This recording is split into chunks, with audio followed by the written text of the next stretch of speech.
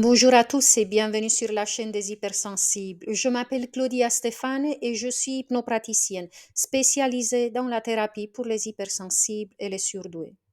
Aujourd'hui, j'aborde un sujet d'une grande importance car il a un impact énorme sur notre vie. Il s'agit des expériences difficiles, voire même traumatiques que nous avons vécues pendant l'enfance et que nous continuons encore et toujours de revivre sans comprendre pourquoi et sans savoir nous sortir de là.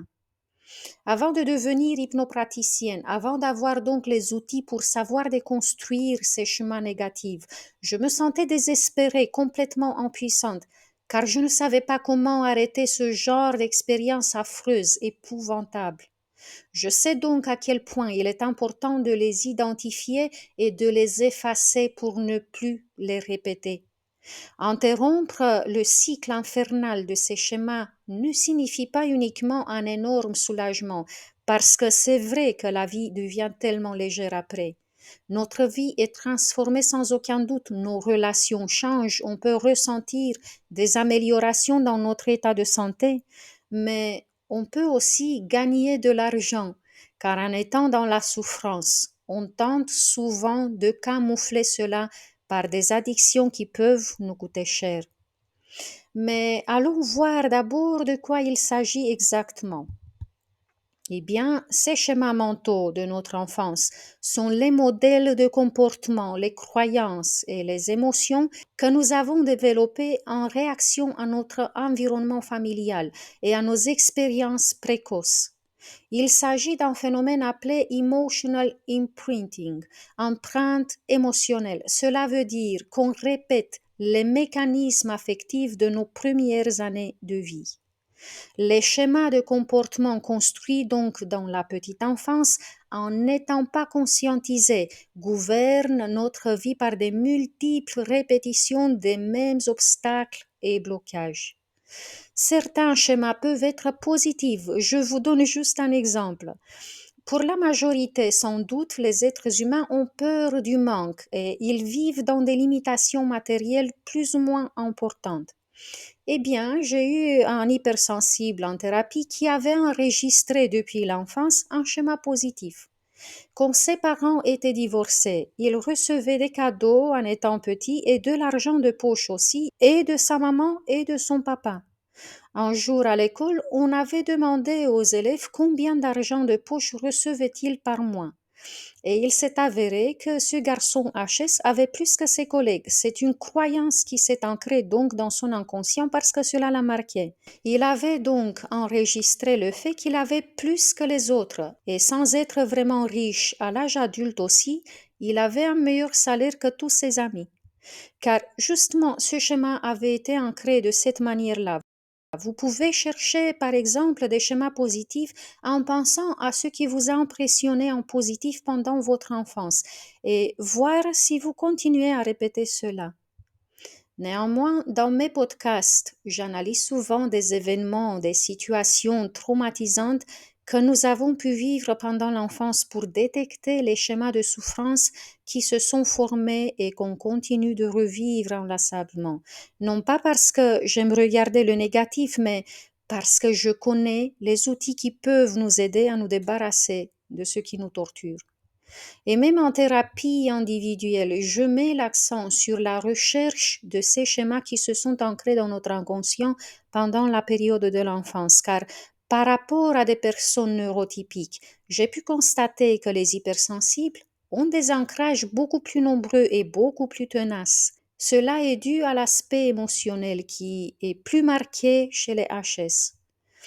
Pour vous donner quelques exemples, on peut remarquer de tels schémas répétitifs dans le relationnel, où l'on peut rencontrer à peu près le même type de personnes qui nous trahissent ou qui ne nous respectent pas. Dans le domaine amoureux aussi, lorsqu'on rencontre le même type de partenaire dominant ou indifférent ou indisponible émotionnellement et qui peut ressembler au profil d'un de nos parents. Dans le domaine professionnel, on pourrait être systématiquement dépassé par des personnes moins qualifiées. On pourrait répéter aussi une autre construction où l'on se fait virer à répétition, on pourrait aussi rencontrer le même type de voisins récalcitrants ou irrespectueux qui nous font revivre les mêmes conflits de voisinage. Je mentionne cela car j'ai rencontré cette problématique de nombreuses fois dans les séances thérapeutiques individuelles. On peut donc vivre les mêmes échecs que ça soit dans le professionnel, familial, relationnel ou amoureux. Et on a cette sensation de ne pas arriver à sortir de ce cercle vicieux qui nous enferme et nous empoisonne la vie. Eh bien, une des raisons pour lesquelles la plupart des êtres humains revivent jusqu'à la fin de leur vie les mêmes mécanismes, les mêmes schémas, c'est le fait qu'ils sont convaincus que tout cela est de la faute des autres. Pourtant, il est évident que les personnes changent. C'est notre ressenti, notre vécu qui est le même. Il s'agit donc d'une construction préjudiciable qui est à l'intérieur de nous.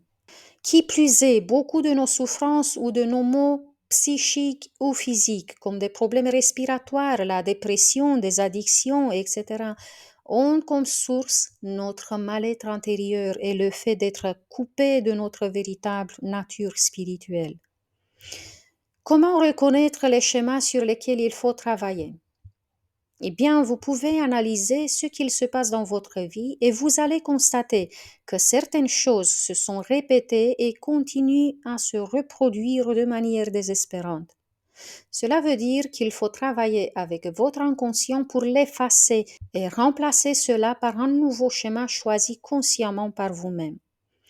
La séance que j'ai conçue pour vous et que je viens de lancer sur ma boutique en ligne a justement comme but de vous aider à effacer ce qui vous dessert et de remplacer cela par ce que vous souhaitez vivre.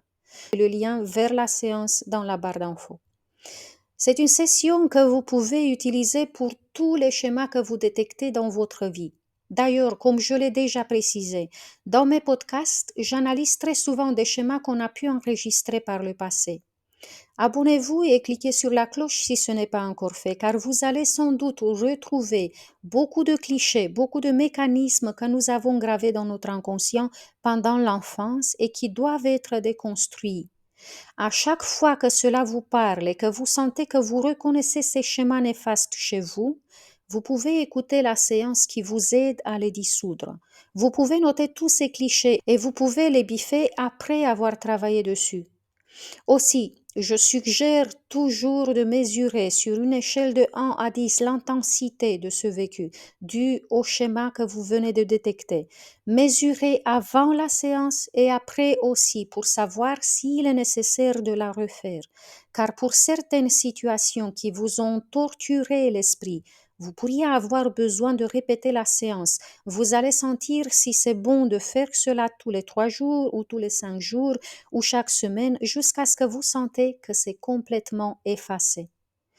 Rappelez-vous de me mettre un j'aime si vous avez aimé cette capsule et de me laisser un petit cœur dans les commentaires pour que je sache que vous êtes resté avec moi jusqu'à la fin. Merci à tous d'avoir partagé ce moment avec moi. Jusqu'à la prochaine fois, je vous embrasse tous très fort. Prenez bien soin de vous.